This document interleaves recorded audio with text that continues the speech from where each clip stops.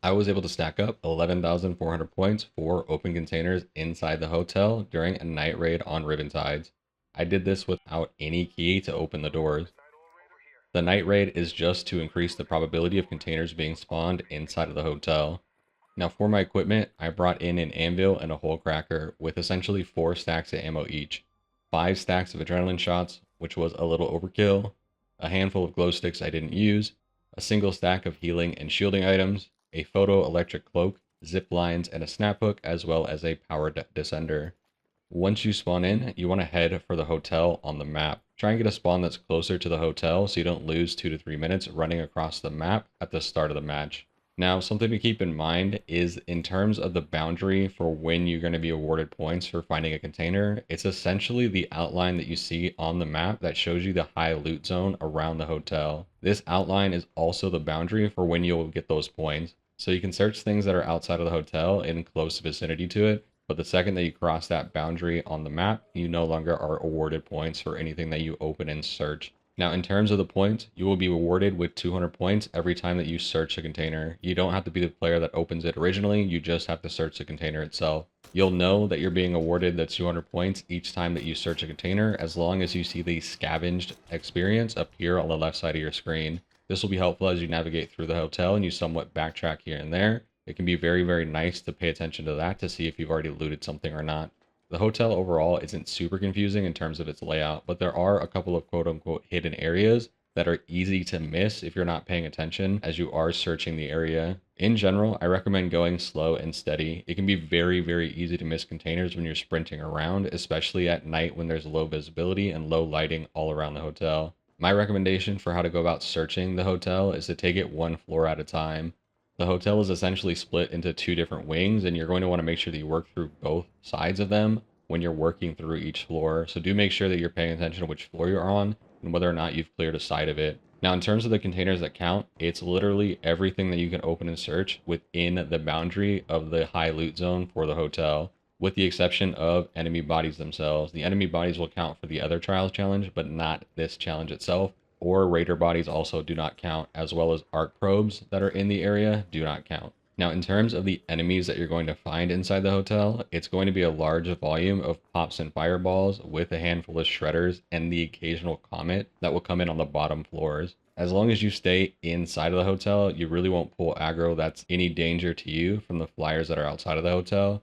But the hotel itself is very active with a bombardier that usually patrols by it, a vaporizer and a rocketeer that will fly over it, as well as a bunch of flying arc that just patrol the area in general. So as you are looking around on the outside of the hotel, make sure you're paying attention to where all those enemies are and don't put yourself into a risky position to try and get one container opened.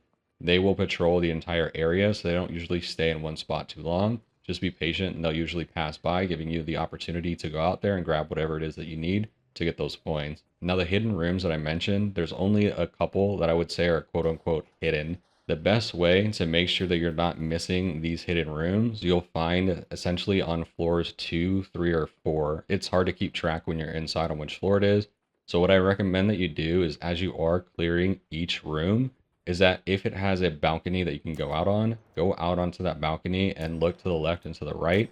And if you can run down the left or the right, make sure that you do that to pay attention to whether or not there is an entrance into a room that is adjacent to the room that you're currently searching. These hidden areas are essentially rooms that have doors that you can't open. They're not key doors, they're just doors that cannot be interacted with. And the only access to them is essentially the balcony that connects them to the adjacent room that you're in. So as long as you're going out onto the balconies and making sure that you're clearing the left and the right and looking in any rooms that are connected to the balcony that you're on, you'll hit all of the hidden rooms as you're going through the area. Now, I've done this 4 different times, a couple times during a day raid and a couple times during a night raid.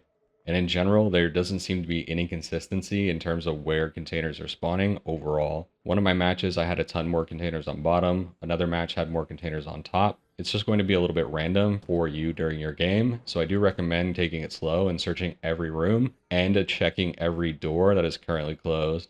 While most of the doors that are closed are going to be locked rooms that require a key, there's a handful that are not actually locked and you can just open on your own. So don't let yourself be fooled by that as well. Now, I've not gotten any keys for the hotel in any of my games, but if you have any keys for the hotel, you'll likely be able to take your points up by a substantial amount. I had one game where a player brought me into one of the key rooms and there was a ton of containers that was able to be looted. So it is a very, very good way to boost your points if you do have keys for the hotel.